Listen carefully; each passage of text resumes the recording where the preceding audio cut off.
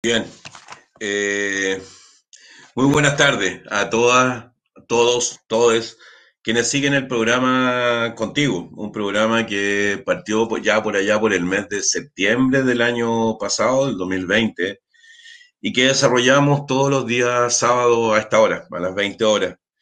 Hemos tenido connotados panelistas con los cuales hemos tenido conversaciones tremendamente importantes en términos de elecciones, de compartir experiencias, compartir miradas, y hoy día no va a ser la excepción. Vamos a hablar sin duda, de educación.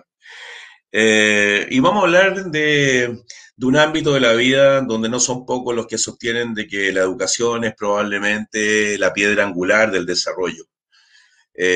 Sin embargo, como es por todo sabido, desde la Constitución Política del año 1980 en adelante, tenemos un sistema educacional que está determinado bursátilmente, ¿no? Donde los códigos de la oferta y la demanda son los que prevalecen. Una constitución política que habla de la libertad de elegir en materia de educación, pero no del derecho a educarnos. Eh, y por tanto estamos hablando de un derecho que se encuentra conculcado hace muchísimo, muchísimo tiempo. Hay un axioma por ahí que aprendí tempranamente de un poeta cubano que se llama José Martí, que decía de que tiene una cita que es muy breve, que dice ser cultos para ser libres.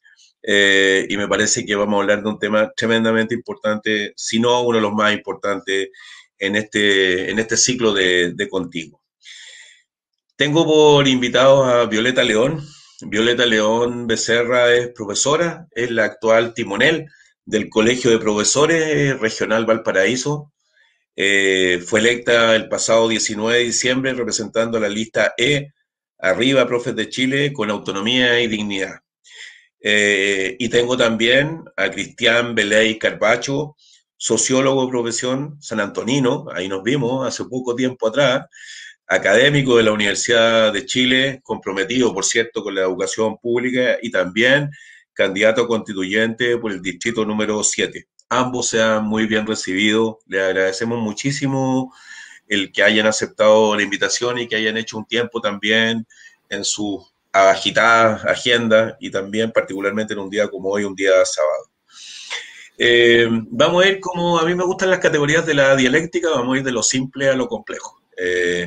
Y voy a hacer una pregunta para ambos. ¿Qué los llevó a optar por la educación?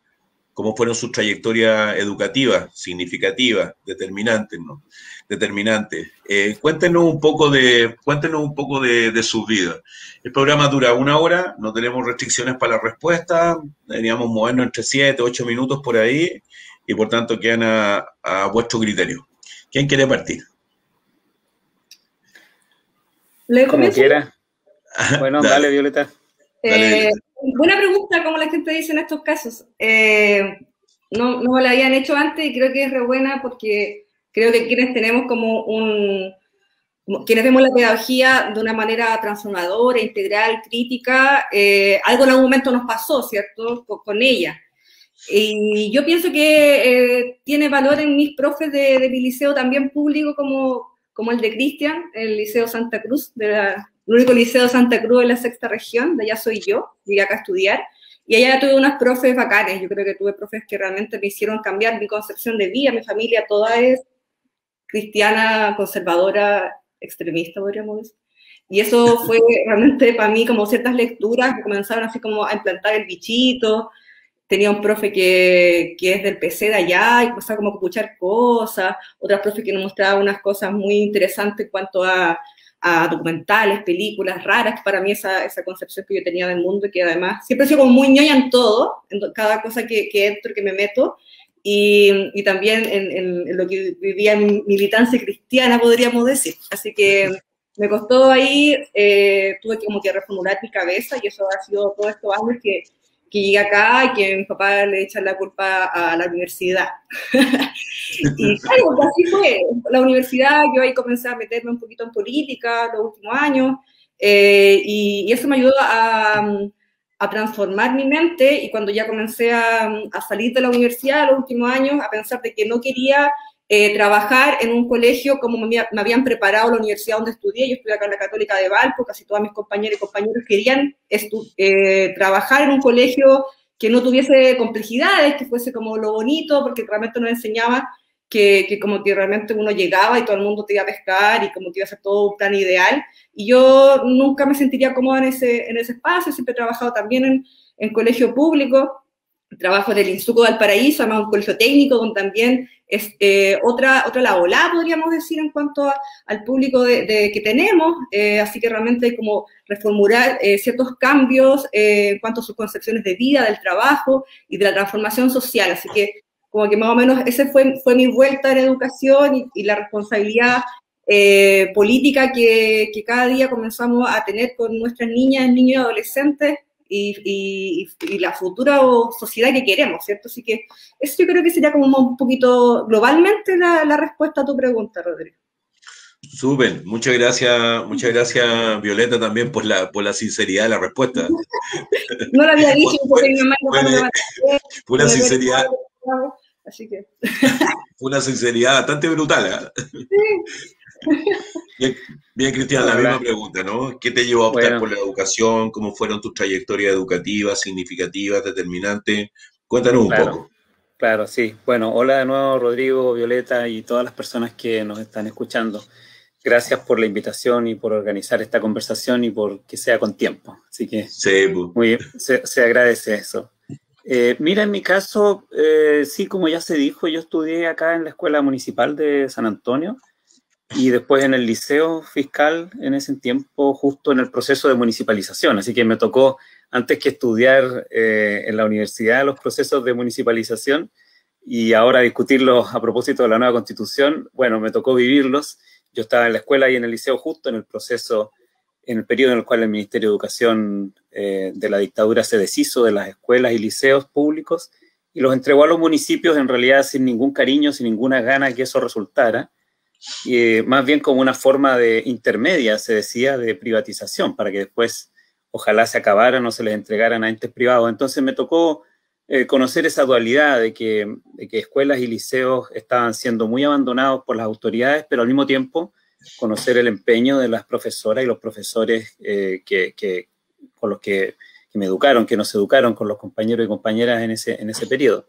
Y fueron para mí esas dos instituciones muy decisivas, muy marcadoras de mi propia formación, de los amigos. La verdad es que también como uno crece en una ciudad chica, los amigos de la escuela eran también los amigos del barrio y eran los amigos del club de fútbol. Entonces, pichangas, conversas de fin de semana y escuela eran casi una continuidad de personas y de afectos. Así es que en esa comunidad de San Antonio de Barrancas yo crecí y también, tanto en la escuela como en el liceo, tuve profesoras y profesores que fueron muy determinantes. Yo creo que ya que estamos en el día de esta conversación, creo que es bien importante reiterarlo, lo digo por ahí en alguna de nuestras publicaciones ahora a propósito de la campaña, pero no es un saludo a la bandera, ellos saben, ellas saben, en ese momento fueron muy determinantes, porque tal como Violeta contaba, en mi caso no ocurría eso con mi familia, al revés, mi familia siempre fue también otra complementaria de la formación política, social, en fin, y el entusiasmo por la educación lo heredamos y lo aprendimos en la casa, pero eso requiere un complemento, y el complemento de la escuela para mí fueron profesoras y profesores muy valiosos, muy jugados, que además les tocó enseñarnos en la época de la dictadura, entonces se movían siempre en un filo muy difícil. Yo ahora mirando hacia atrás los admiro todavía mucho más que lo que los admiraba, que ya los admiraba mucho en ese entonces, porque era un filo muy difícil y varios de ellos efectivamente nos ayudaron a complementar nuestra formación académica con el interés social y político incluso. Entonces, esa fue mi formación. De ahí, varios de esos profesores, yo creo que aparte de la formación propiamente tal, creo que lo que aprendí de ellas y de ellos fue esta idea de créetela, ¿eh? Créete el cuento, porque para los que no tenemos plata, la oportunidad es la educación, ¿eh? Entonces, salir adelante es educarse y no le tengas miedo a Santiago, no le tengas miedo a la Universidad de Chile, no le tengas miedo a los grandes desafíos. Si tú te la crees y le pones empeño, te va a poder ir bien. Entonces, yo creo que ese sentido como del respaldo, cuando yo me fui a Santiago a estudiar en la Universidad de Chile, me sentí como que ya a todos mis profes, aparte de toda mi familia, atrás, y era como el respaldo de que te tiene que ir bien, ¿eh? Así es que, bueno, eso fue. Después la Universidad de Chile fue una continuidad con eso y por supuesto que fue difícil, ahí uno se da cuenta que como a las 2 semanas que uno está en la Universidad de Chile ya se da cuenta que todo lo que había aprendido sus compañeros de colegio del barrio Alto de Santiago lo saben todo. El primer año es casi como una repetición de su liceo, para uno es todo nuevo. Yo ya la segunda semana no entendía de qué se estaba hablando, así es que fue un desafío formativo, pero por la misma razón también de mucho enriquecimiento. Esa fue mi trayectoria. Entonces, cuando después salí a trabajar como sociólogo, me fue muy obvio la relevancia que tenía la educación, y desde mi tesis de pregrado es que no he parado y ya llevo 27 años trabajando en educación, por esta idea de que un componente para la justicia es dar oportunidades formativas, y la educación es la manera en que hemos organizado esas oportunidades para que independan de las condiciones de las familias. Súper, muchas gracias a ambos, a Violeta y a Cristian por este inicio. Bien, hablemos de lo que ustedes saben, hablemos de educación. Partamos desde la contingencia, ¿no? Estamos a poquitos días, a 2 días del inicio del año escolar lectivo y de un controversial retorno a clases presencial, ¿no? Desafortunado, por decirlo menos, fueron los dichos del ministro de Economía, Lucas Palacios, ¿no? Quien señaló hace unas semanas que los profesores, comillas, buscan todas las formas para no trabajar, ante la posición crítica del retorno a clases que ha manifestado el Colegio de Profesores. En la región de Valparaíso, la matrícula aproximada considera entre educación pública y subvencionada unos 300.000 estudiantes, en los distintos niveles, ¿no? Educación parvularia, básica, media y también de adultos. Sabemos también que un porcentaje menor corresponde a educación pública, alrededor de un 36%, y solo se ha constituido un servicio local de educación, bajo la implementación de la ley 21040 de la nueva educación pública, que comprende los establecimientos de la comuna de Valparaíso, 54 escuelas, y Juan Fernández, una escuela. A Violeta, tú eres profesora de lengua y literatura en un liceo de la comuna de Valparaíso, por tanto experimentas de primera fuente, ¿no? En la primera línea lo que ocurre en la escuela. Cuéntanos cómo se está enfrentando el inicio del año escolar en la región, cómo se ha dado el proceso de vacunación a los docentes. Cuentan los establecimientos educacionales con las medidas, ¿no? Y los recursos sanitarios suficientes para enfrentar, comillas, un posible retorno presencial a la clase. Son varias interrogantes en una misma pregunta. Sí, hemos estado respondiendo todos estos días a los medios y ya me la sé de memoria. Mira, con calma, solo con calma y tranquila, dale.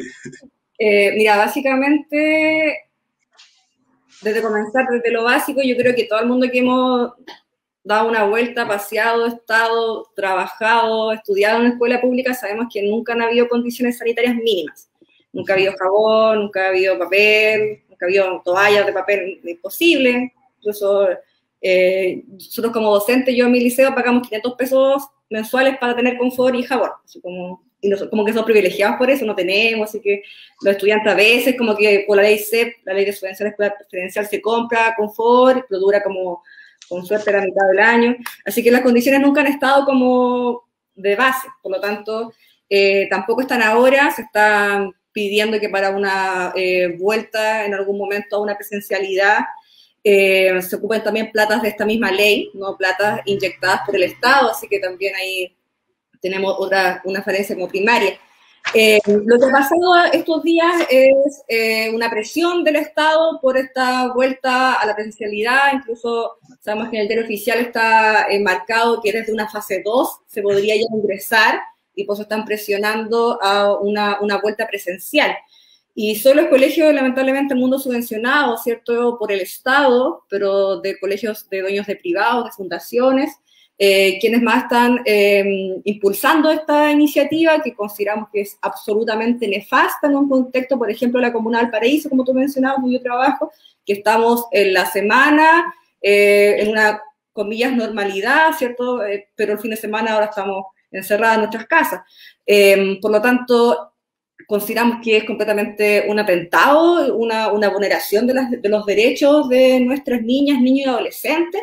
Siempre escuchamos a la gente de derecha que le encanta decir así como piensan en nuestros niños, pero parece que no lo están haciendo porque lo primero es la plata relacionada con que los colegios subvencionados se pagan, por lo tanto esa es la presión. Yo no veo aquí que haya una voluntariedad de los colegios subvencionados particulares donde funcionan realmente como patrones de fondo, con querer volver, sino que realmente es por el copago. Vemos ahí que hay realmente un tema económico también relacionado con que las familias, obviamente después de un año de crisis económica, necesitan también trabajar, así que igual hay como una dualidad, pero a costa de la salud de la comunidad educativa y desde primeramente quienes son nuestras niñas, niños y adolescentes. En el servicio local de Valparaíso, como tú mencionabas, que es el único servicio local que tenemos en la región, se han dado bastantes vueltas, podríamos decir, así que estamos como denunciando también aquello. El otro día tuvimos una reunión en conjunto con la Alcaldía de Valparaíso, que a pesar de que ya la Corporación Municipal ya no está a cargo como sostenedor de esta comuna, pero obviamente son nuestras comunidades las que se ven afectadas por esta intención y de manera excesiva a una vuelta presencial. Y decidimos ciertos acuerdos que también vienen enfocados por los puntos que se impusieron en nuestra Asamblea Nacional, que son más que todo una vuelta desde una fase 4 en adelante, evaluable, por ejemplo, ahora cuando vuelvan el tema de los contagios reales, vacunaciones también para todo el gremio docente y asistentes, y en eso estamos también muy a la baja, porque en un momento se dijo, el Mineduc como que siempre entrega las cosas bien erradas, y en este caso fue bastante extraño, porque el Mineduc tiene todos nuestros correos personales, yo no sé cómo los sacaron, yo nunca he colocado mi correo personal en ningún lado, pero siempre nos bombardean con información constantemente. El año pasado fue el año de los correos del Mineduc, y este año para el tema de las vacunas no. Hubo una confusión, primeramente se dijo que se iba a vacunar a todos los docentes la última semana de febrero, porque recién el día 15 de febrero se nos consideró personal esencial de atención a la ciudadanía. Antes no estábamos, estaba toda la gente que atendía en servicios públicos, desde FONASA, ISAPRE, caja de compensación, pero no estábamos ahí los docentes, y desde el 15 se entregó la información que desde el día lunes de la siguiente semana, lunes 17, se iba a comenzar a inocular a los y las profes, y luego presionamos y las vacunas se comenzaron a acabar en la primera llegada. Luego sacaron un calendario que solamente ha tenido hasta la semana pasada a la y los docentes de hasta 40 años. O sea, todos los docentes que tenemos menos de 40 años todavía no estamos en ningún calendario para nuestra primera dosis.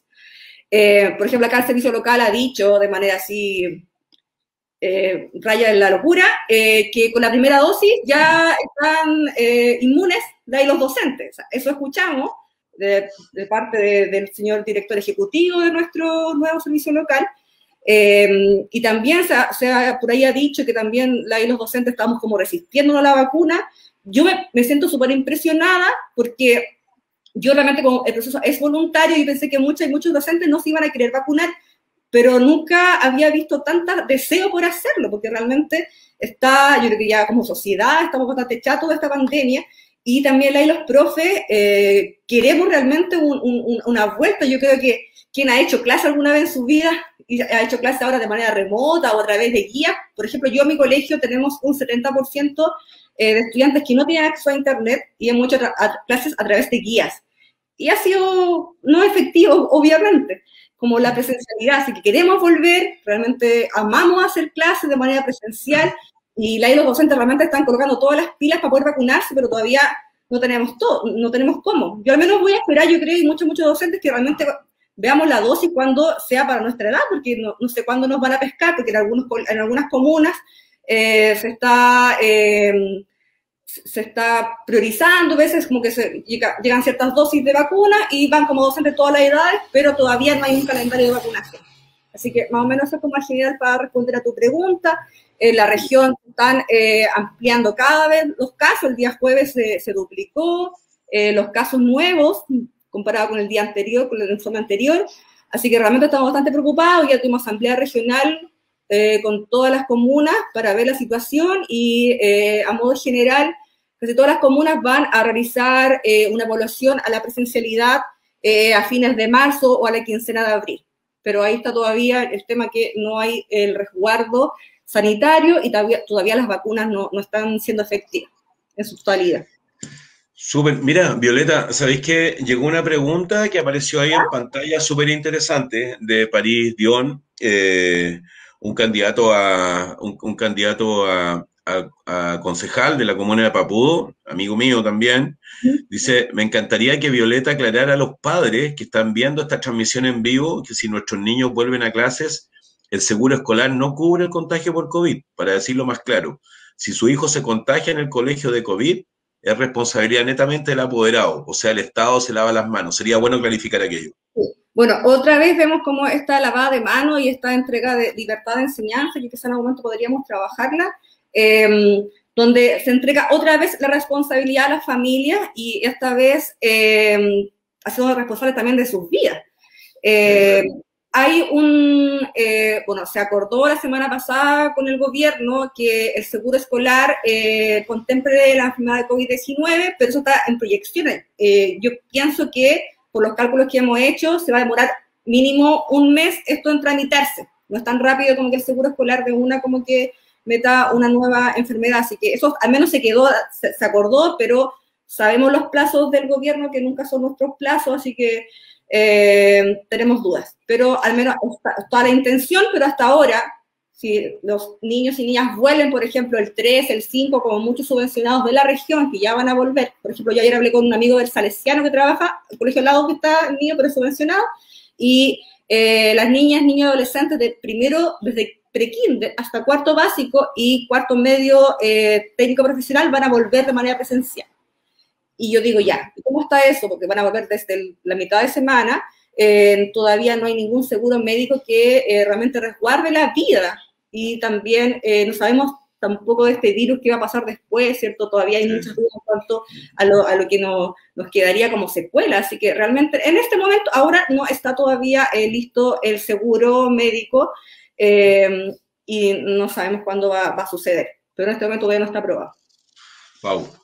Bueno, muchas gracias, Violeta. Un amigo nuestro que es parte de nuestro equipo, Aníbal Vivaceta, habla de que la vacuna, si bien es cierto, reduce la probabilidad de contagio, la vacuna no es infalible, o sea, reduce la posibilidad de contagiarte, pero no es completamente infalible. Por tanto, la pregunta que hace París Dion es perfectamente, es súper lógica y probablemente debe ser una de las preocupaciones centrales de los padres, de los apoderados, de los niños que hoy día deberían estar presencialmente en clase, ¿no? Teóricamente, ¿no?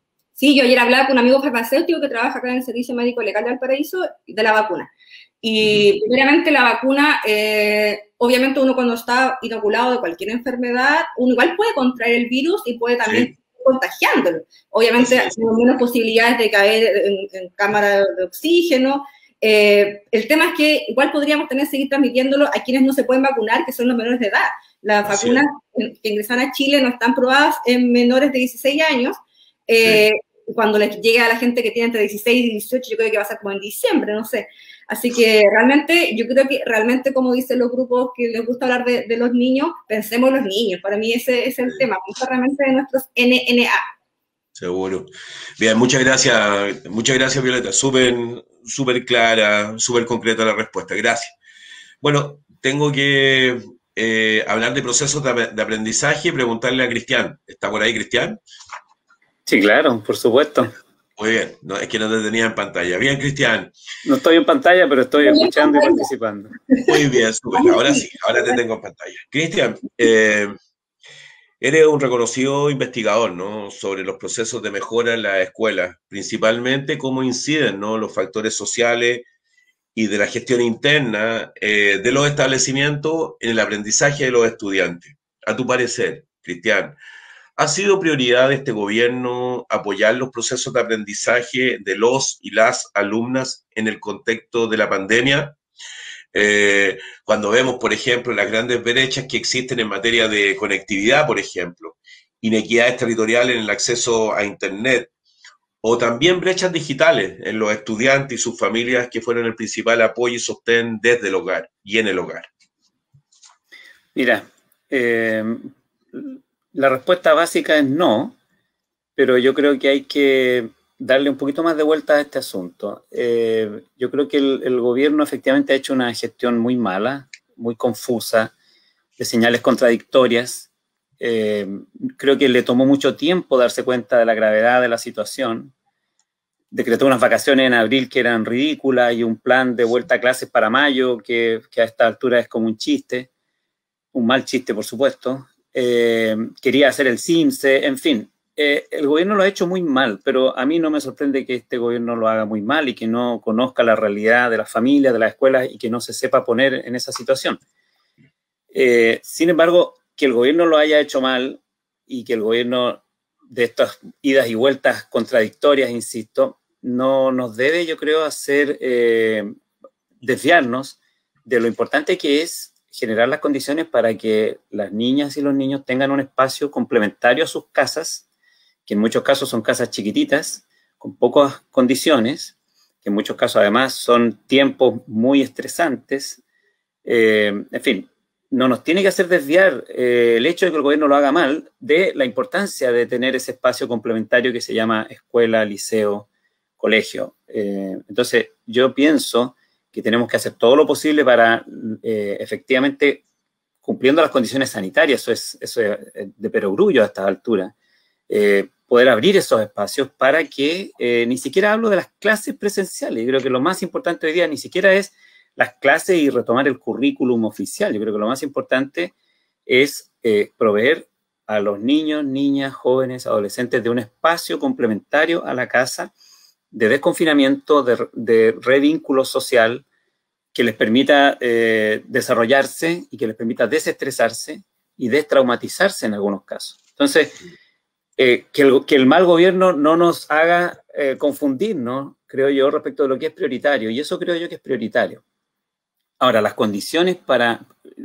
¿Por qué lo digo vinculado a tu pregunta? Porque nosotros hicimos una investigación en la Chile, tú ya lo has mencionado, les preguntamos a las familias cómo está el proceso educativo en la casa, y la verdad es que lo que uno ve, por supuesto, es que el modelo ideal, ese que probablemente tenía Mañalich en su cabeza, o quizá el ministro de Educación también, ese modelo ideal prácticamente se cumple en solo una pequeña fracción de familias que tienen una casa grande, una buena conexión, equipos para las distintas, de computación para las distintas personas que estén en la casa, incluyendo las niñas y niños, que tienen, por lo tanto, las condiciones para acompañarles. En fin, esas condiciones se dan en muy pocos casos, se dan en una minoría.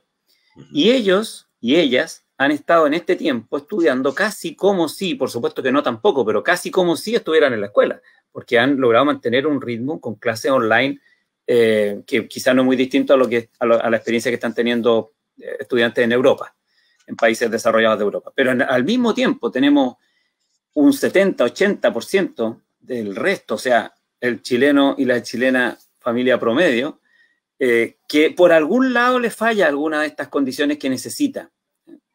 Puede que la casa sea chica, puede que tenga un computador, pero la conexión es mala, puede que haya conexión, pero el computador es compartido, puede que haya todo eso, pero las condiciones de la vivienda no permiten concentración porque el espacio es muy chico, etcétera. Nuestro estudio muestra que ese eslabón gigante que va desde la clase hasta el estudiante, la estudiante, esa cadena gigante tiene algún eslabón débil o inexistente en la mayoría de las familias y de los estudiantes, por lo tanto, chilenos. Por eso creo que es tan importante que generemos las condiciones para que los estudiantes, las estudiantes tengan un espacio complementario a la casa.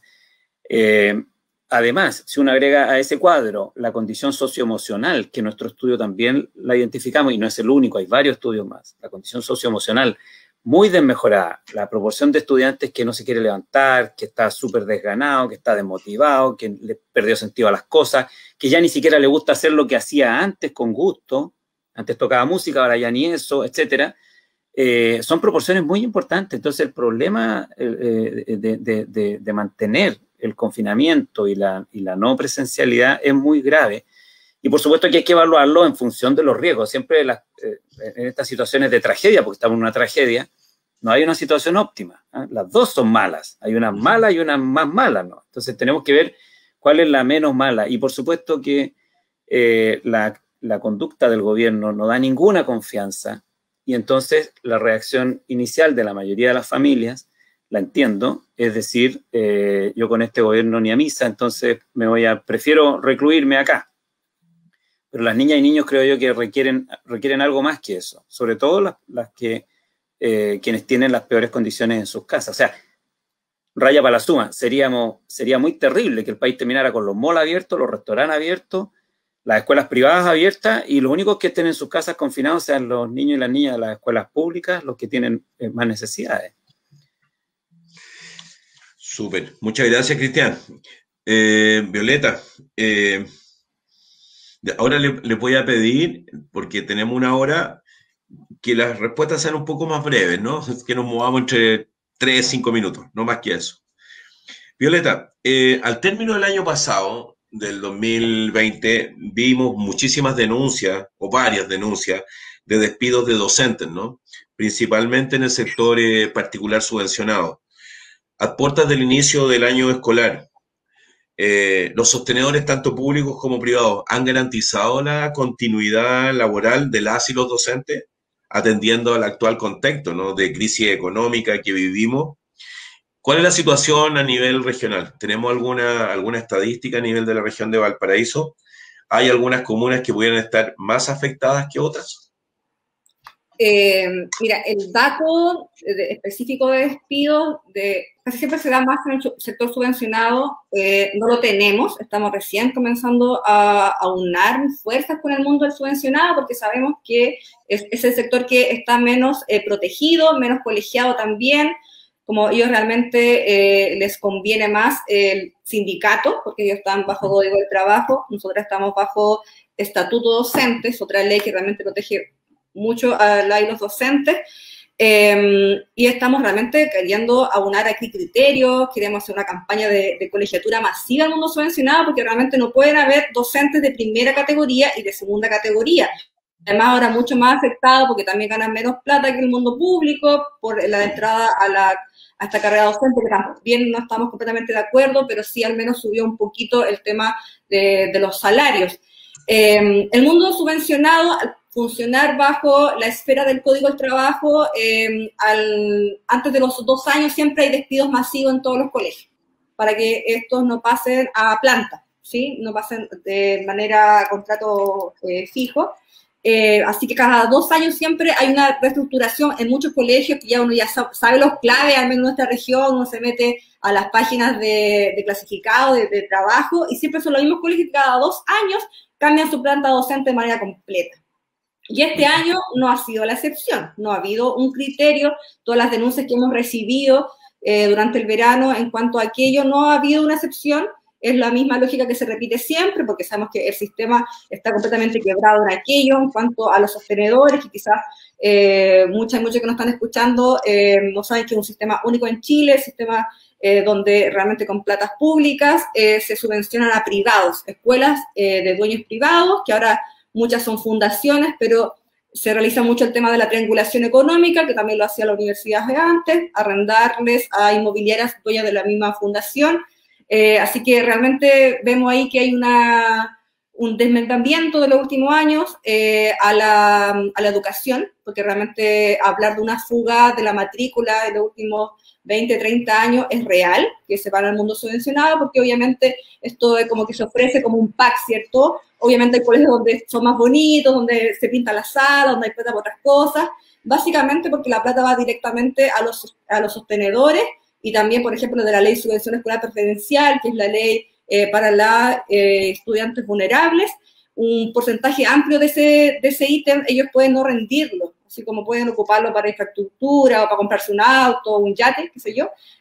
Así que realmente hay una fuga de dinero, de recursos muy amplia, y donde tenemos que, como proyecto para una educación, para un buen vivir, eliminar el concepto de sostenedores, eliminar el concepto de colegio subvencionado y que todos los colegios realmente pasen al Estado. Y esa, una de las consecuencias que vemos son los despidos, al menos en el mundo de los colegios públicos, dependientes de DAEM, DEM, corporaciones o el Servicio Local de Valparaíso, las denuncias de despidos son bastante bajas y algunas tienen relación con la baja de matrícula. Por ejemplo, en mi liceo, yo como que bajando realidad siempre, hubo algunos despido de profes contrata, más que todo desvinculaciones por la baja de matrículas, porque realmente hay cosas que no se pueden sostener, porque nuestros salarios van directamente relacionados con la matrícula y también con la asistencia. Así que, lamentablemente, toda la fuga de docentes de manera general está en el mundo subvencionado, sistema perverso de que se instaura, como tú mencionaste al principio, en dictadura y que realmente tenemos que eliminar en una nueva constitución, porque realmente en esta libertad de enseñanza, ¿cierto?, que promueve, por un lado, el abrir, organizar y mantener establecimientos educacionales, es horrible, es nefasta. Yo, gracias a Jebus, nunca he estado trabajando en un colegio subvencionado, pero he tenido amigas, amigos que han trabajado ahí y han contado lo garrafal que es, lo horrible, realmente condiciones laborales donde realmente lo que dice el director, dueño o hijo del dueño es ley. Así que, lamentablemente, va por ese lado y como colegio profe regional al menos queremos sí o sí motivar a los docentes del mundo subvencionado que se colegien. Por ejemplo, este año se les hizo ingresar antes, denuncias que estamos recibiendo, antes del día 22, sabiendo que el mundo subvencionado también corre el mismo calendario escolar, y eso es por ley. Y ahí hemos tenido algunas discusiones con la Seremi, Patricia Colarte, porque ella no expresó a mí telefónicamente que ella no era competente para fiscalizar al mundo subvencionado y que fuera la inspección del trabajo. Nosotros buscamos las leyes junto con FENATET, con Alejandra Lizana ahí, mientras estábamos de vacaciones, nos tratábamos, y no, pues, ella sí tiene la competencia porque son platas que son del Estado, por lo tanto, nosotros con una mira de una nueva constitución realmente necesitamos eliminar la figura del sostenedor y eliminar que todo colegio que sea subvencionado con platas estatales no puede ser dueño de un particular. Uno no puede estar con las mismas intenciones de vender zapatos y de vender educación. Súper. Muchas gracias. Clarísimo, muy claro, Violeta. A ver, Cristian, entremos al proceso constituyente, entremos a este tema, que es un tema para todos nosotros tremendamente relevante. Nosotros hemos sostenido desde un principio que todo el proceso electoral que se avecina camina en un mismo sentido, ¿no? En una misma ruta de transformación, que es el proceso constituyente. A propósito de esto, Cristian, tú tienes publicaciones como El Gran Experimento, que hace una fuerte crítica al modelo educativo neoliberal que se instaló en Chile. En ese marco, preguntarte por dónde avanzar en el proceso constituyente para que se consagre la educación como un derecho y que permita hacer realidad la consigna levantada por el movimiento estudiantil desde el año 2006, educación gratuita y de calidad. Sí, claro. Mira, lo vinculo y luego voy más conceptualmente a lo que estás preguntando con lo que estaba diciendo Violeta. Lo que pasa es que la experiencia chilena, la manera en que en Chile se aplicó la lógica de mercado, ha sido muy radical. Nos ha costado mucho tiempo convencer a la sociedad chilena de lo radical que fue el experimento porque de verdad que se naturalizó y para mucha gente, incluso del mundo progresista, esto terminó siendo una confusión que les pareció como natural, casi como que nos acostumbramos a cosas como las que Violeta estaba diciendo. Entonces, cuando empezó el movimiento estudiantil de los pingüinos, después de los estudiantes universitarios, empezamos todos a hablar de la necesidad de salir del mercado, parecía como que estábamos hablando de la revolución bolchevique, cuando en realidad estamos hablando de retomar una senda razonable que en prácticamente todos los países desarrollados del mundo no se concibe como una agenda del marxismo-leninista, sino que se concibe como la agenda de los países responsables que garantizan el derecho a la educación de las personas. Y son la mayor parte de ellos, por lo pronto, países capitalistas y con sistemas muy diversos, pero que todo el mundo reconoce el derecho a la educación. Entonces, por ejemplo, cosas como las que estaba diciendo Violeta. En los países en que el Estado le da algún recurso a los privados, lo primero que hace es proteger la profesión docente. Si la educación no protege la profesión docente, no hay educación. Si la educación no son edificios, son personas, son los profesores, las profesoras. Los neoliberales de Estados Unidos lo que proponen, cuando ellos proponen las escuelas charter para hacer escuelas de mercado, lo primero que dicen es para que no respeten el estatuto docente y se lo puedan saltar. Por eso no han avanzado esas propuestas, porque la desprofesionalización de los profesores es intrínseca a la lógica neoliberal de mercado.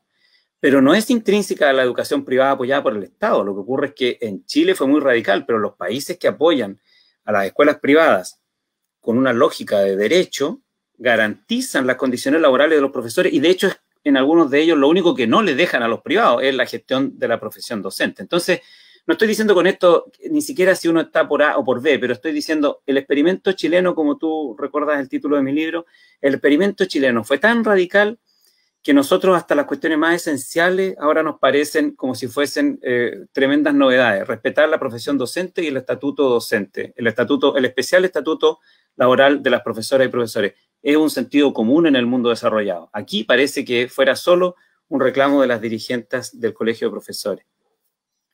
Entonces, lo que tenemos que hacer en la Constitución, como punto número 1, es reponer en el centro el derecho a la educación, reponerlo como prioridad. Porque todos los otros derechos que están involucrados también en educación, como la libertad de enseñanza que estaba mencionando Violeta, es decir, que los privados puedan tener escuelas, o la libertad de elección de los padres, o sea, que los padres puedan elegir la escuela en que quieren educar a sus hijos, están bien en el mundo de los derechos humanos. De hecho, existen ambos, pero siempre supeditados al derecho a la educación de los niños y las niñas. Para que cosas tan obvias como que los recursos públicos que se entregan a educación son para garantizar el derecho a la educación y no para garantizar el negocio, no para garantizar la competencia, no para garantizar otra cosa, sino el derecho a la educación, tenemos que establecerlo bien en la Constitución. Es el número 1 de los cambios que tenemos que hacer. O sea, poner claro que la prioridad número 1 es el derecho universal, no discriminatorio y gratuito a la educación y que todo lo demás se tiene que supeditar a eso. Hoy día la Constitución es exactamente al revés. Lo que más garantiza es la libertad de gestión, la libertad de empresa de las instituciones privadas y lo que menos garantiza es el derecho a la educación. La segunda cuestión, Rodrigo, es extender ese derecho, porque el derecho a la educación que hoy día garantizamos en la Constitución es muy mezquino, es muy pobre, es apenas de mediados del siglo XX, por decirlo así, y ya estamos bien entrados al siglo XXI.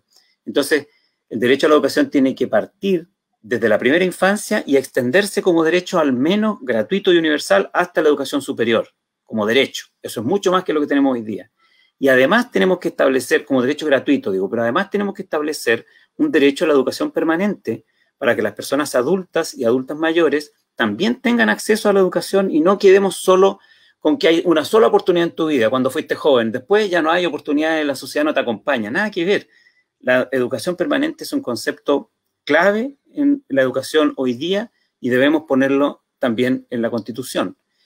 Y esta educación permanente va más allá de la escuela, el liceo o la universidad. Entonces abre el mundo de la educación no formal y de las otras formas de educación comunitaria y complementaria y cultural que existen.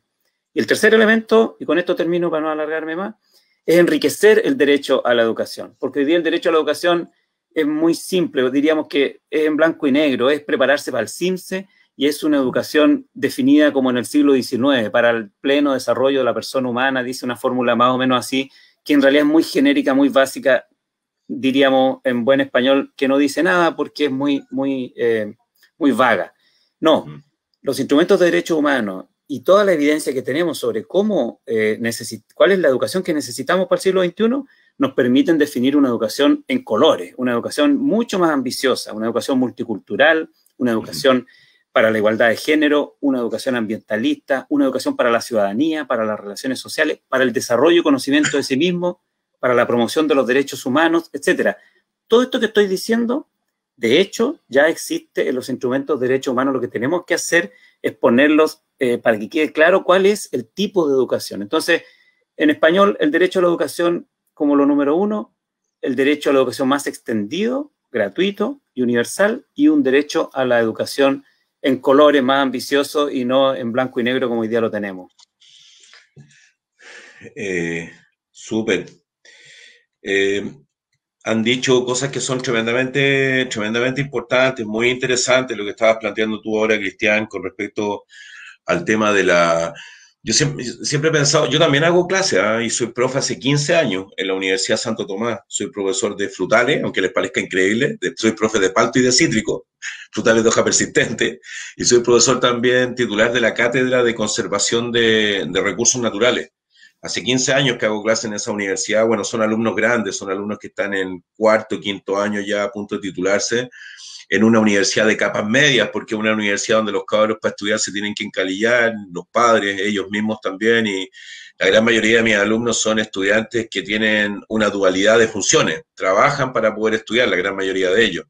Y bueno, y obviamente el COVID los golpeó muchísimo el año pasado, y ahí hubo un drama bastante importante. Yo siempre he pensado de la importancia que tiene la educación dual, ¿no? Conjugar lo teórico con lo práctico, y uno lo echa muchísimo de menos, ¿no? En todos los espacios, en todos los ámbitos, ¿no? De la educación, ¿no? De la educación básica, media, educación superior también. La conjugación de la teoría y la práctica me parece que es un elemento, a propósito de tú hablabas de esta educación de colores, también tiene que incorporar otras materias que hoy día son propias del siglo XXI y lo que está viviendo la humanidad, ¿no? Creo que el tema ambiental tiene que estar incorporado desde los primeros años, la relación de nuestros hijos con la naturaleza tiene que estar afianzado desde los primeros años, el tema de la migración, para no tener pueblos discriminatorios, por ejemplo, para tener pueblos inclusivos. Creo que el tema de la discapacidad tiene que ser un tema que debe estar también en la centralidad.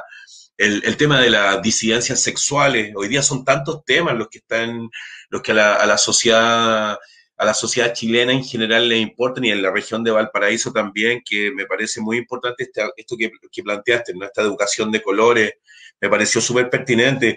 Nos han mandado muchísimos saludos y nos han hecho algunas preguntas. Nos manda saludos la Gaby Almuna, ¿no? Tú la conoces, es dirigente en el campamento Las Loicas. Ella dice, bueno, vivo en Las Loicas y no tenemos acceso al agua, tenemos serias dificultades de conectividad, de alcantarillado, y por tanto ahí es un tremendo mérito, ¿no? Que los hijos de quienes viven en Las Loicas hoy día puedan estudiar, puedan seguir aprendiendo y puedan seguir desarrollándose, ¿no? Me hizo una pregunta Pedro Jesús sobre discapacidad. Nosotros hemos dicho que en la disputa en la que estamos involucrados, la región de Valparaíso hoy día tiene aproximadamente un 14,8% de personas en discapacidad leve, moderada y severa. Y hoy día la ley 21.015 lo que hizo, una ley de inclusión laboral, lo que hizo fue fundamentalmente priorizar la capacitación en las personas en discapacidad, pero sin asignación presupuestaria. Por tanto, hoy día tenemos población discapacitada, capacitada, pero sin acceso al trabajo. Hemos dicho que hoy día es fundamental en la región de Valparaíso realizar un levantamiento y una actualización del estado del arte, de la infraestructura y el transporte para facilitar la movilidad, ¿no? De las personas en discapacidad. Crear también una provisión de inclusión como eje transversal en el gasto público y un eje de inclusión fundamentalmente pensando en las personas en discapacidad. Y propuestas también de financiamiento en programas de empleo inclusivo, de iguales, como dijo el otro día el Palomo Arriagada en un debate, en un conversatorio que tuvimos sobre discapacidad. Me preguntaron así, salió rápidamente pantalla, alguien preguntó si era necesario de que las instituciones formativas confesionales tuvieran apoyo público, ¿no? Apoyo del Estado. Hay mucha participación y tenemos poco tiempo. En fin, la Mar Apple de Los Molles dice si no sería mejor trabajar presencialmente en grupos más pequeños y después radiar todo lo que se trabaja en grupos pequeños a grupos más grandes, una suerte de círculo, ¿no? De círculos formativos. Hay muchísima participación, hay muchísima interacción. Ahí está la Eve Arauz de Concom mandando saludos también. En fin. Rodrigo, si quieres... Si alguien se puede, al final lo dejamos para que se puedan referir a algunos de estos temas, tópicos que están hablando, para que se puedan referir al final. Tenemos ya, el tiempo vuela. Violeta, en términos un poquito más acotados en términos de tiempo, para ambos. Según tu experiencia docente, es que ha caminado muy rápido, muy dialécticamente el tiempo, y es súper interesante lo que están planteando. No quiero perder esa dinámica. Según tu experiencia docente y tu mirada desde el liderazgo regional como presidenta del Colegio Regional de Profesores, ¿qué educación necesita nuestra región? Es una pregunta súper amplia, pero desde tu mirada. Es bien amplia, pero tengo algunas cositas yo siempre como anotadas en cuanto a eso, porque le hemos estado dando vueltas en el verano, nosotros no hemos descansado los profes, quienes también nos organizamos en agrupaciones de profes, también hemos estado dando harta vuelta, así que primeramente yo creo que tenemos que, lo que nos ha dado el feminismo en esta última ola, sí o sí, es esto de la deconstrucción, ¿cierto? Y yo creo que una deconstrucción para construir, y ahí siempre ir en esa, ¿cierto? En esa dialéctica de la reconstrucción y la construcción constante. Y la educación que yo pienso que debemos sí o sí impulsar tiene ciertos ejes. Es una educación que tiene que ser primeramente pública, laica, por tanto yo pienso que en los colegios confesionales, que supongo que se relacionan como con el mundo cristiano, no deberían existir con platas públicas, deberían existir con platas privadas, que realmente quienes quieran que sus niñas, niños y adolescentes estén educados bajo esas prácticas, se financian bajo los privados que quieren, parece que no hacer negocio, pero parece que sí, con los dineros del Estado y de la educación. Por lo tanto, tiene que ser laica, tiene que ser no sexista, tiene que ser inclusiva y también unificada. Y esa unificación que realmente esté unificada bajo los aleros del Mineduc y no como ahora que tenemos un Mineduc fragmentado en la Agencia de Calidad, en Superintendencia, ahora en Dirección de Educación Pública con los servicios locales de educación. Así que realmente tiene que ir por ese lado y como ahí decía también, en relación a que los niños, niñas y adolescentes, los NNA, sujetos de derecho en esta constitución actual, que obviamente es completamente adultocentrista, no se piensa realmente en las niñas y niños como derecho, como sujetos de derecho. Por lo tanto, tampoco tenemos ley de educación sexual, somos el único país del cono sur que no tiene una ley ESI. La ley que actualmente está en cuanto a la sexualidad habla de fertilidad, pastilla del día después. Un texto cortito que uno lo puede googlear y en menos de una página cuando uno está navegando. Por lo tanto, a no considerar a los niños, niñas y adolescentes como sujetos de derecho, realmente estamos mal, partimos mal. Y eso es lo que tenemos que sí o sí cambiar, porque lamentablemente, incluso como gremio docente, hemos estado todos estos años, lamentablemente, siempre luchando desde lo gremial salarial, y nunca desde un nuevo proyecto pedagógico que realmente necesitamos para el Chile del buen vivir. Ahí lo hice cortito, ¿no ves? Estaba silenciado, Rodrigo. Muy bien, pues un tremendo ejercicio, muy bien. Estaba leyendo ahí un comentario de alguien que decía que era muy importante en los procesos formativos incorporar los identitarios locales, ¿no? Me parece que es tremendamente importante, los identitarios locales, los identitarios territoriales. A mí me tocó en el proceso de primaria en Playa Ancha, en la zona de Ventisquero, conocer una experiencia de una escuela intercultural, ¿no? Que era tremendamente interesante, donde no solamente estaba el inglés, ¿no? Como parte de la malla curricular formativa, sino que también las lenguas originarias, ¿no? Y ahí estaban unos loncos trabajando ahí en el ámbito de la transferencia de experiencias, de conocimientos, de la relación con la naturaleza, trabajando en las lenguas madres, ¿no? En el mapudungún en particular, y me pareció una experiencia súper interesante, ¿no?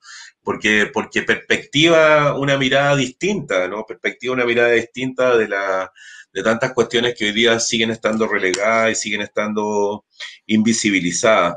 Para ambos, en breves minutos, nos quedan poquitos minutos, probablemente nos vamos a pasar unos 5 minutos, le estoy avisando a Pedro. Para nosotros desde el movimiento social siempre hemos sostenido que el protagonismo y la participación vinculante de las distintas actorías ciudadanas y sociales es parte, ¿no?, de la centralidad de nuestra propuesta de gobierno regional. En el caso de la educación y para ambos, ¿cómo ven el rol de la comunidad educativa? Estoy hablando de estudiantes, estoy hablando de docentes, estoy hablando de asistentes de la educación, estoy hablando de apoderados, estoy hablando de familia, en las transformaciones que requiere la educación, en las decisiones tanto cotidianas como estratégicas. ¿Existen las instancias y los mecanismos para ello o es una tarea aún pendiente? Este rol, ¿no?, de la comunidad versus los formadores. Parto con Cristian. Sí, mira, en el caso de la educación es muy fácil decir que sin educación no hay constitución, no hay nueva constitución, porque sin la participación no cedida, sino tomada por los estudiantes secundarios y después universitarios, no hubiéramos entrado en todo este proceso de cuestionamiento institucional que derivó en el cuestionamiento constitucional, que derivó en la nueva Constitución. Así es que sin la participación en educación no habría nueva Constitución. Eso es lo primero. Eso demuestra lo importante que es darle, como dice ahí una de las personas en el foro, reconocer que incluso las personas menores de 18 años son también ciudadanos con voz, con intereses, con opiniones. De nuevo, esto en la propia Convención de Derechos del Niño, perdón que la cite hoy día, la estoy citando varias veces, lo que pasa es que trabajé muchos años como encargado de derechos a la educación en UNICEF en Chile también, pero también habla de la autonomía progresiva de los niños y las niñas y la necesidad entonces de tomarles en cuenta para todas las decisiones que les afecten conforme a su propio desarrollo, lo cual es de hecho parte del desarrollo, porque si uno no enseña ciudadanía si no les da autonomía a las personas, no enseña ciudadanía si no les da participación. Entonces, es parte del proceso formativo de los nuevos ciudadanos y ciudadanas el hecho de que tengan que tener voz y voz relevante en las decisiones que le afectan y hoy en día además en las decisiones de la comunidad. El proceso de la nueva Constitución va a ser también un proceso de educación cívica que ojalá los liceos al menos y las escuelas también aprovechen. Así es que sí, la participación tiene que ser relevante, pero mira, déjame vincularlo, habría varias cosas que decir sobre eso, pero ya que estamos contra el tiempo, déjame vincularlo con el debate constitucional que estábamos teniendo. ¿Cuál es la gran diferencia entre la escuela pública y la escuela privada? Que la escuela privada tiene un dueño, y ese dueño tiene un interés, un propósito. Por supuesto, en Chile hemos discutido contra el propósito espurio del lucro, ¿ah?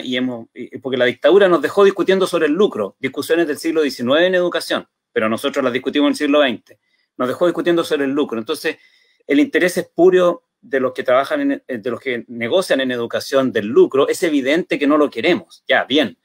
Pero aún así, aunque no sea ese interés espurio del lucro, los dueños de instituciones privadas tienen un interés, puede ser un interés religioso, un interés de promover una cierta tradición cultural, un interés de una cierta pedagogía, de una cierta orientación, de atender a un cierto tipo de estudiantes o familias, y ese interés es siempre particularista y es contingente a las decisiones del dueño de la escuela. Esa es la gran diferencia con la escuela pública. Por eso es que la Constitución tiene que darle prioridad a la escuela pública, porque es la única que garantiza que comunitariamente, como sociedad, le podemos dar prioridad y participación. Entonces, cuando quisimos como país, constituir consejos escolares, por ejemplo, en educación, para que hubiera participación organizada de las comunidades, la derecha se opuso porque la derecha no defiende la comunidad educativa, lo que defiende es el negocio de la educación y entiende que hay un dueño que puede hacer y deshacer con su cosa, con su escuela en este caso, lo que quiera. Esa es la gran diferencia. Por eso es que todos los mecanismos de participación encuentran su cuna natural en la educación pública, porque es la educación democrática de todos y todas. En cambio, los mecanismos de participación encuentran un tope y siempre un punto de roce con el dueño de la escuela de la educación privada. Esa es la diferencia por la cual no da lo mismo tener escuelas públicas que privadas, y no da lo mismo quiere decir no puede ser financiadamente igual, no puede ser tratada igual, no puede tener la misma prioridad. Así es que si queremos promover participación democrática, participación vinculante, participación incidente, es la misma agenda que la de la promoción de la educación pública. Súper. Violeta.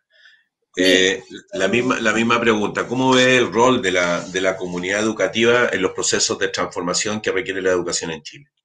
Sí, claramente el trabajo y los saberes docentes tienen que ser base, ¿cierto? Yo aprecio mucho que hayan personas desde otras áreas, como la que está Cristian, que a él se le considera a los profes nunca y a las profes nunca se los considera como el experto en educación, ahora va a pasar. No, y somos los profes los primeros expertos en educación. Por lo tanto, tenemos que cambiar desde la docencia y también desde también nuestro marketing como docente. Yo siempre digo, no podemos siempre estar peleando por lucas, tenemos que exigir también cambios desde la estructura y desde el currículum. Y ahí quiero relacionarlo con el tema que somos los docentes los expertos y quienes tenemos que sí o sí tomar las decisiones en cuanto a los nuevos currículum que queremos, en cuanto a esta nueva educación para este Chile del buen vivir que me gusta hablar. Para eso también necesitamos una democracia realmente participativa, como decía Cristian, realmente que se tome la comunidad educativa en general, en su conjunto, para la toma de decisiones, y esto para todo tipo de las decisiones, desde, por ejemplo, las pruebas estandarizadas para medir evaluaciones, que son realmente nefastas. Creemos sí o sí en evaluaciones que tienen que ser de manera no punitiva, que sean siempre formativas, que sean contextualizadas, y que sean muestras, por ejemplo. En muchos países sí existen las muestras, no, ninguna existe el CIMSE que sea para todo y que tiene ciertos fines punitivos si una escuela no cumple con lo básico, ¿no? Por lo tanto, el currículum tiene que salir de las lógicas empresariales, tiene que salir desde la lógica de un currículum estandarizado, que realmente no forma a personas que quieran transformar la sociedad, sino que el currículum actualmente forma a personas para el trabajo, para que se acostumbren a trabajar, para que sepan cómo trabajar, para que tengan ciertos saberes, pero no para una transformación de la sociedad. Así que nuestro apunte va relacionado con que un currículum, con la y los docentes, que son los primeros expertos en ayuda con otros expertos, pero que realmente cambiemos la sociedad para hacer la crítica transformadora y social. Está silenciado Rodrigo otra vez.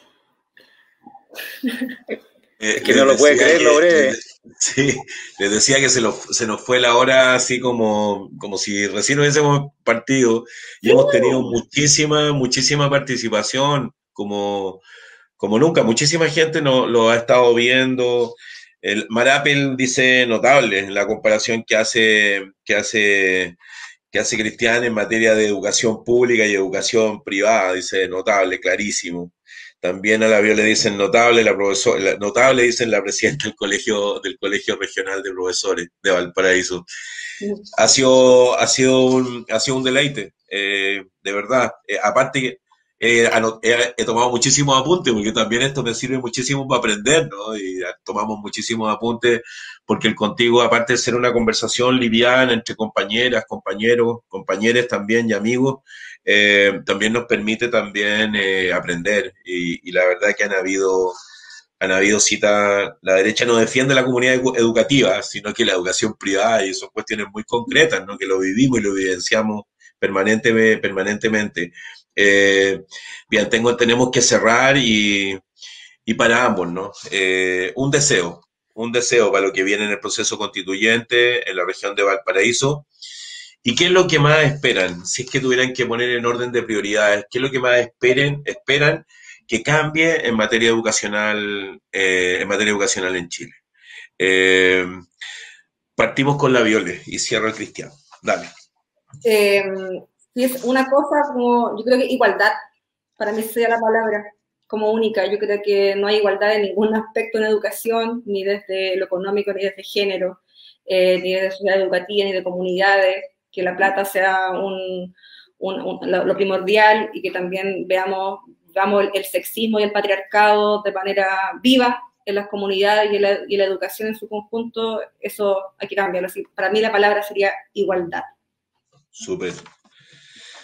Cristian, está silenciado. Sí, mira, efectivamente quedaron muchos temas por conversar, porque en la educación de mercado, si a uno no le gusta el colegio, el liceo, se tiene que mandar cambiar nomás y buscar otra. Esa es como la lógica, ¿eh? Todo lo contrario de conversar, de participar y de tratar de entre todos y todas mejorar las condiciones en las que vivimos, estudiamos y aprendemos y enseñamos también.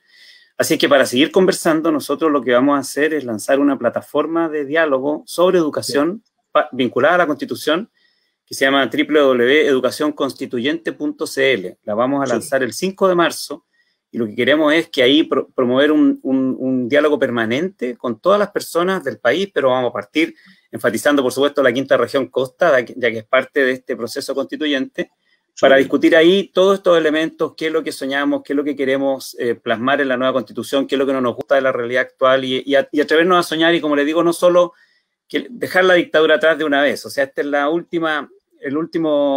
lápida que le tenemos que poner al neoliberalismo, pero que el neoliberalismo y la discusión sobre la dictadura no nos quite el sueño y la conversación sobre el millón de cosas interesantes y bonitas que nos llevan a soñar una educación y una constitución para el siglo XXI. Y esas otras cosas bonitas también tenemos que discutirlas, conversarlas y compartirlas. Así es que incluyendo los animales, el gusto por la naturaleza, por supuesto, y la protección del medio ambiente para las futuras generaciones. Así es que sí, yo diría que lo más importante de eso es que este proceso sea de diálogo, que la Constitución la hagamos entre todas y todos, y entonces les invito a ese espacio para quienes les interesa el tema de la educación, que por supuesto no es el único, pero que estamos algunos y algunas convencidos de que es el central, porque como tú dijiste al inicio, Rodrigo, habilita también a las personas para luchar y ganarse el pan, pero también para luchar y ejercer mejor todos sus otros derechos. Así es que es muy importante la educación en ese sentido. Más allá de las limitaciones de nuestras familias o de los sesgos de nuestras familias, como nos contó Violeta, y como alguien ahí en el foro también menciona, más allá de eso, la educación es la que nos conecta con la sociedad. Así es que en ese sentido es un derecho que consideramos nuclear dentro del concierto de derechos económicos sociales, que a su vez tiene que ser el núcleo de la nueva Constitución. Súper, ha sido un tremendo conversatorio, hemos conversado como si fuéramos amigos de toda la vida, han tenido un desempeño notable, brillante, así lo dicen todos los que han estado comentando, todas y todos los que han estado comentando, así que yo les doy las gracias a toda la gente que nos sigue los días sábados, a todas, todos, todes. Y lo voy a despedir con creo que lo he dicho 2 veces hoy día, y esta es mi segunda vez, una cita de José Martí que me encanta, que dice: hacerlo fácil, teniendo bríos para intentar lo difícil, es despojar de dignidad al talento. Y ustedes eso lo encarnan notablemente, ambos. Muchísimas gracias, Violeta, muchísimas gracias, Cristian. Un abrazo a ustedes y un abrazo a todas, todos y todos los que nos siguen a través de esta red y a través del programa Contigo. Han sido extraordinariamente generosos. Adiós. Un abrazo, chao. Chao, chao.